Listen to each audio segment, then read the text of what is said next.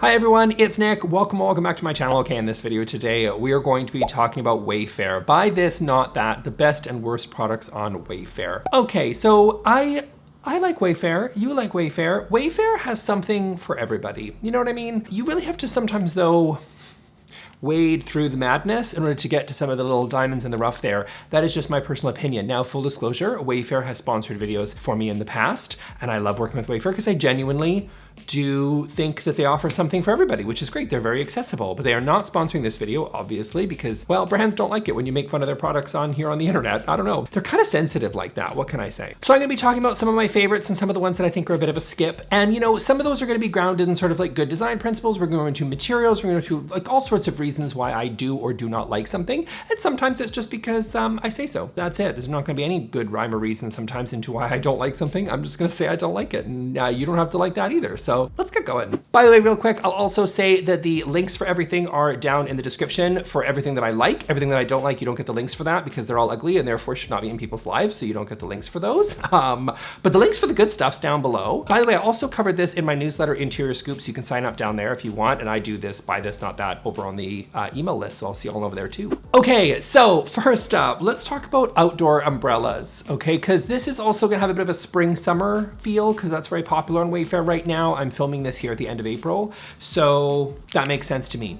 So let's talk about this umbrella. I really like this one. This is a buy this, because this one, first of all, it's a Sunbrella material, which Sunbrella is a like registered trademark material that is really good quality, tends to stand up a lot better. You can find Sunbrella fabric in lots of different things, outdoor cushions, you can find them in outdoor pillows, and yes, of course, outdoor umbrellas as well. And they offer those products on Wayfair. It usually is quite resistant to staining. It's also quite resistant to discoloration, which can be very, very common in a lot of outdoor materials. So this is a really good quality umbrella, in my opinion, based on reviews, based on just kind of looking at the materials here. It's Sunbrella in the fabric, which is great. It's got metal construction, which is, of course, is awesome. So some of the cheap plasticky ones are gonna be, of course, really cheap, which is great. But you know, when dealing with something like an umbrella that A, could fall down on somebody, and B, is gonna have to weather the elements outdoors, I personally think that investing in something that is going to have a better quality construction is going to serve better. The thing with outdoor is it really is oftentimes quite expensive to get good quality stuff because, you know, the hardwood choices you're making, the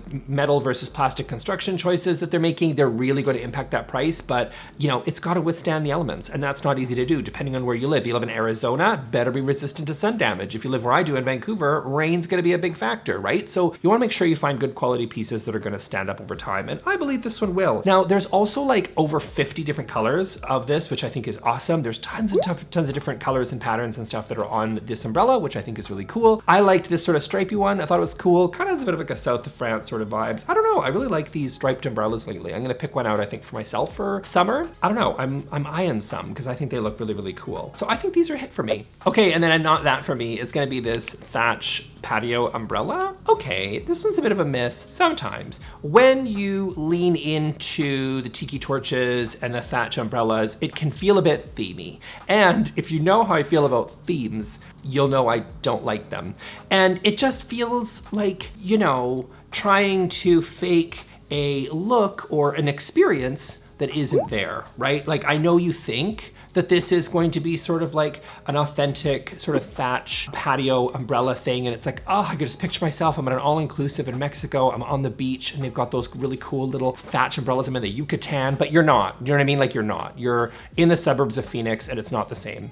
And so I think sometimes when you're leaning into those themes, it just doesn't really ring true or authentic. And it sort of lacks the context that I think is really important when looking at design. This one in particular, I also looked at because it's made of plastic. And that I think is, although points for durability, negative for lacking any sort of kind of authentic feel that would resemble an actual thatch structure. So for me, that's a miss. It's also full of plasticky pieces, and those, in my opinion, are also just destined to fall apart pretty soon. So for me, stick to this umbrella and skip the thatch one, I think.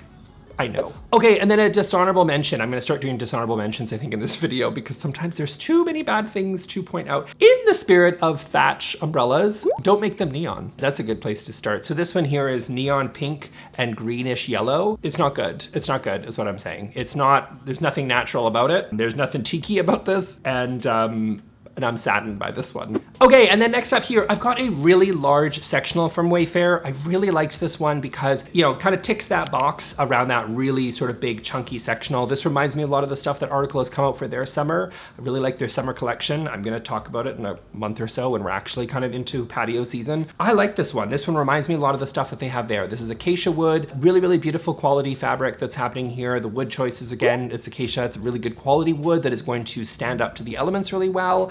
I like that. You know, does it always last forever? Like, again, it depends on if you really take care of it, if you apply your covers, if you're doing covers in the winter time to sort of really save them. I think this will last you for a very long time. Comes in different variations, but I really like this one. But then not that, for me, is gonna have to be this very generic sectional. I see, it doesn't have to be Wayfair. I've seen this sectional everywhere. This is a Costco special. We've all seen that. You know, we're getting our bananas and then we're getting the chicken, we're getting the roast chicken. And as we're cruising by, we're thinking, do I need this giant sectional made of plastic rattan? Throw it in the cart. You know what I mean? Like, I think that's, grab that orange flatbed dolly thing they've got going on and let's just load up with this giant sectional. I don't love these sectionals because I just think that they're really generic and boring and lacking any sort of real personality. Just my personal taste. And I will also say that if you've ever bought into like the plastic rattan, I get so many of those little like shocks every time I touch it. It drives me absolutely crazy. Let me know if anybody else has had that, because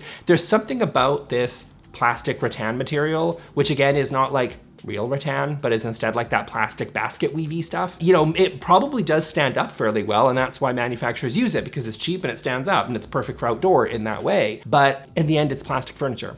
And you're gonna get these little zaps all over every time you touch it. I like, literally got rid of these side chairs. Well, I didn't, I actually gave them to my mom so she can get zapped. But you know what I mean? Like, I was so sick of these because they just, every time I touched it, I was just getting electrocuted. So I don't know why that is. Maybe it was just that particular chair, but I don't think so. I think I've had this when I go to other people's houses. I don't like this plastic stuff. Can I also just say that I'm really, really tired of Amazon and Wayfair. I'm calling you both out specifically on the AI generated images that you guys have going on. Listen, I get it. We're like drop shipping stuff from all around the world, but if they're asking you to put $1,000 plus down on a sectional, get the sectional outdoors and take some damn good photos. Like, there's no excuse anymore. Like, if you don't even have the sectional in your possession to be able to style it, it can't be that hard. Like, buy the sectional company that is selling whatever on Wayfair or Amazon, buy the product, photograph the product professionally, or do it yourself. It's not that hard. Like, again, we have iPhones. They're really good now, okay? Edit them and put them on. But all these like Canva looking Photoshop-y things are just really annoying for me, because I'm like, this is obviously like super fake. Like, by the way, you would buy this massive contemporary home and then put this little, with the yellow pillows on it. Like, you're not doing that. Like, that's not actually a real thing. And oof, there's some color choices here, y'all. We've got the bright red and the bright blue. That is a statement. That is definitely going to, I mean, it's a really bland sofa with a really loud personality of a cushion. And I just think that's not the right approach. I would rather a reasonable color that's not going to burn your eyeballs, and also on an actual interesting piece of furniture, whether that's interesting through texture or shape, or maybe a little bit of a toned down color. Just my own personal preference. Yeah, I'm sick of the AI generated photos. I'm sick of the bad advertising on Amazon and Wayfair, and I'm sick of really boring plastic basket weaved sectionals. Okay, next up, buy this, not that. I'm gonna say a buy this is gonna be this end table here, that it comes in a pecan, also comes in a walnut. It's a really dark walnut, by the way, it looks like from the photos, and also in black. I really like the shape of this one. It's a little bit open, it's a little bit breezy, but I really like it. It's kind of got a really modern shape. It's got some really kind of cute little rounded corners here, but overall it's a very simple box. I think it could work into lots of different design styles. I love that it's solid wood. That's gonna be huge for me. You'll always find whenever I do reviews of product, I'm always diving into the material choices, because the materials are so often where you're really gonna learn about the construction and you're gonna learn about how long it's gonna last. And honestly, for me, sort of just speaks to the the kind of, I don't know, authenticity of the product, that if it's actually real wood, right? And because real wood is always going to be more expensive, so I always think it's really just important to take a look at those materials. And this one, to me, nails it. I think it's a really cool shape, and I think it's got a lot of that kind of natural grain. Sort of could fit like into sort of a Japandi space, could have fit into an organic modern space. I really love this. Honestly, this is a piece that I would definitely consider putting into my own home. I don't have a ton of end tables just in general, just because I just tend not to love to have too many furniture pieces in my space, but I do recognize that there's value in having end tables for people to put down drinks and whatever. And I think this is a good one. There's also a little bit of a storage area down below that you can use there if you wanted to store some things in the bottom, because, you know, it is kind of open. Again, I would just be careful with what you're storing down there to make sure that you're still taking into account the aesthetics. This is not a dumping ground for all the old crap that you have sitting around in your house. That's my only word of caution, but otherwise this is a buy this. Okay, and then next up we have a not that. And I'm sorry, Kelly Clarkson, but I'm you have to make it into every single buy this not that I think that I've ever done. What is this? You know, it's the distressed shabby chic that I always can't stand. And honestly, there is so much of this on Wayfair. Can we just, Wayfair, call me, Kelly Clarkson, call me. Like, can we just reassess this collection? It's distressed. It's faux everything. You know, it's got these little faux kind of cabriole legs on the bottom there, and it's got all the little shabby chic, and it just looks like it's got some sandpaper taken to some white chippy paint. It's made to look old and rustic, and it's made to look vintage, and it's made to look like, you know, this is some flea market find, and it is not. It is manufactured brand new, shipped in from overseas, and then plopped right here on Wayfair's website. Kelly, I love you. I really do. You know, there's been lots of breakups you helped me go through, like I'm sure everybody here that's watching, right? We've all sat and we've just listened to Kelly Clarkson with a glass of wine and cried ourselves to sleep. We've all been there. We've all done that. You've given us so much, but yet you gave us this. And I almost feel like that wipes it all clean. You know what I mean? I feel like now we're even. This one needs to be changed out of your collection. In fact, I think you should just call me and we can just rejig the whole collection. I think we could totally have fun here, because this one isn't it. And also dishonorable mentions that these other two pieces, because they obviously came off the same chippy wood factory floor and just are in different shape, but they're basically the same crap. And I don't like either of them. Again, if you love it, put it in your home, but please don't. That's what I'm saying. Okay, and then next up here is, we're gonna stick with an end table for a sec, is this pedestal end table. This one also comes in solid wood. Again, I'm always looking at the materials for you guys, because this is the details people don't look at. They just kind of go, ooh, add to cart, add to cart. And it's like, no, we're looking at specifications, we're clicking on that tab, and we're finding out what it's made of, because if it's made out of sawdust and hopes and dreams, then that's not what we're gonna go for here, right? So this one, solid wood, we love that. I like the shape of this one. It's cool. This feels like a very, like, Four Hands is a brand that makes like a lot of products for a lot of different brands. Please see my groundbreaking investigative journalism that I did on, I'm gonna link it here, to the white labeled furniture industry. It's quite the expose, if I do say so myself, hardly. But anyway, this one feels a little bit four-handsy, which is okay, because it's very like contemporary stuff. It's kind of cool, and I think this one is part of that collection. Be careful with pedestals. In my own experience, someone just has to walk by that thing and a gust of wind goes and just blows down that with all your wine glasses and everything. I used to have one, and I will tell you, more than a few wine glasses were lost because of this thing, because it's very unstable. But they are really easy to fit into like areas that aren't that big. So that is kind of, if you got a kind of hard to find space, if you got a really small area and you don't know what to do, pedestals can be great. Just don't knock them, because everything falls over so quickly. Okay, but then not that is this mirrored spiral atom inspired end table with a glass top. There's a few things I don't like about this. I don't love the design style of Glam. I did a video, did I do a video on Glam? I don't remember if I did. I should do that video. Huh, maybe, but I don't like it. Spoiler to that video. If you ever see that, you're like, I don't think Nick likes that. That shouldn't come as a shock, because I think I have referenced Glam in an unfavorable way several times throughout the years. And this little spiral electron shaping thing isn't working for me. I don't love the chrome. I don't love the shininess. I don't like the mirror. There's nothing natural about it. Also, I will say, which is usually my preference, as you know, that is a strong preference for me. It definitely fits into the Glam style. So if you love a fake velvet, you know, side chair, and you've got some sort of like jewel tones and mirrored everything and feathers and sparkles and sequins, if you've got all that, then this will feel right at home. But this isn't going to be for me. And I will also say that the glass top is just generally impractical, because I just find like nothing makes me angrier than a glass top dining table or like a coffee table or an end table. They're just, people bump into them all the time because it messes with your depth perception, in my opinion. They're fingerprint magnets, which is why I really loathe them in a dining dining table because they just always look smudgy and no one wants to Windex their dining table every 5 minutes. So I don't love this as a side table, I'm gonna be honest, but that should have been obvious. And can I just say, this one is $123 US. The pedestal one I just pointed out was like 81 bucks. So like, yes, sometimes it is about price, and I totally get people criticize me. They're like, oh, Nick, you just chose the more expensive options instead of the cheaper ones. But sometimes ugly stuff's expensive, and sometimes good stuff is reasonably priced. 81 bucks for that solid wood? That seems like a bit of a bargain. Okay, next up, buy this is going to be this Bistro set. Now, I'm not gonna lie to you guys. This is an expensive piece. I could have just sorted by price and picked the most expensive one, which is contrary to what I just said a second ago, because I'm a hypocrite, obviously.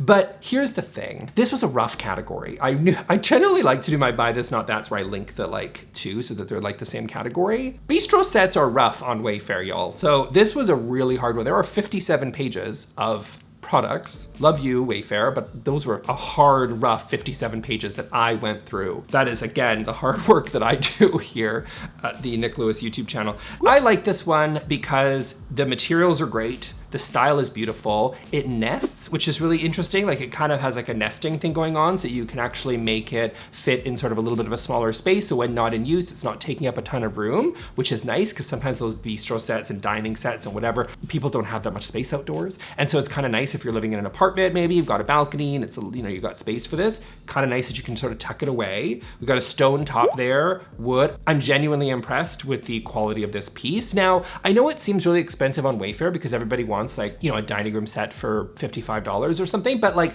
truthfully, if you were to compare this set to something like what you'd see on Article, or you'd see on Rove Concepts, or maybe you'd see a Crate and Barrel or something, I don't know, then I don't know if that's really that super crazy, stupidly expensive. Now for Wayfair, it is some sticker shock, I'm not gonna lie. So it's a bit of a cheat for me because, you know, I did choose the most expensive this time. I don't usually, but this was the best of the bunch. I will say that. And the not that. Okay, so there was plenty of options. Please see a spattering of a bunch of things that I don't like that are on the Bistro Set outdoor area of Wayfair's website. But I picked this one because this one made me angry because it confused me and it led me into a false sense of security. So when I first saw it at first glance, I was like, oh, this could be like some metal. This could be like a little bit chic here. Okay, this is fine. The other challenge to the Bistro Sets is that they're way too matchy-matchy because like it just looks a little bit almost like too cohesive. Well, sometimes I want the table to be different than the chairs. You know what I mean? Which you get in the other set that I just had. They are a little bit different. This is like, okay, it's a bit samey, but like, I feel like this could be kind of cool, right? And like, I don't know, I thought this could, then I looked closer and they have this weird, crackly, printed or whatever, painted thing. And now it's like a mint green, but it's crackly. And why would you do that? Like, why would you do that? Why, who hurt you? Can I talk to the person, the designer that created this? Because this makes me mad. Because again, I was lulled into thinking, I thought this could be the buy this. I thought 57 pages in, I was like, I found it. And I didn't. I found this. And it's got this crackly top to it. And it's just, it looks damaged, like it's been weather damaged out in the sun and the wind and the sleet and the snow, like it's been sitting in a, I don't know, a Calgary suburb for 10 years without a cover on it. And now this is what you're left with. And I'm sad. So this one's a skip. And again, it was hard to get to the top of my not that list because there were several options that were in the running. Okay, next buy this. This is just a fun category because, you know, Wayfair has an entire section devoted to gnomes, and there are so many garden gnomes, you guys can't even believe how many there are on there. And I hate 90, like, well, not even 99 because there's probably more than that. Basically, there's one gnome you're allowed, and that's this one. Why? I make the rules, it's my YouTube channel, that's why.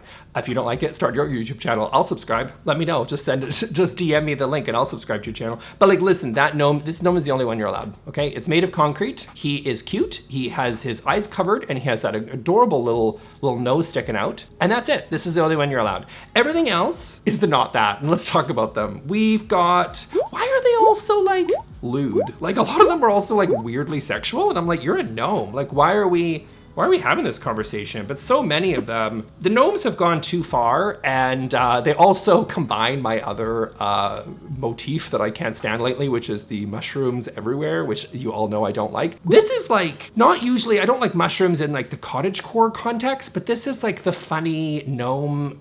These are like, I don't like these. I admit that some people that's quirky, okay? And it's kind of like a quirky word sign with something, this is in that category of kitsch, in my opinion. I can appreciate that it brings other people joy, and I'm here to crap on that joy, and that's what I'm here for. And I don't like any of these, so these are not that. I said this before, but like, I just think that there is an assembly worker in China right now who is making these gnomes, and as the gnomes come by their assembly line, they're like, what the hell are these people doing in these other countries that I'm making a gnome with his butt hanging out with a mushroom on his back? Like, they must be questioning a lot of things over there, including our sanity.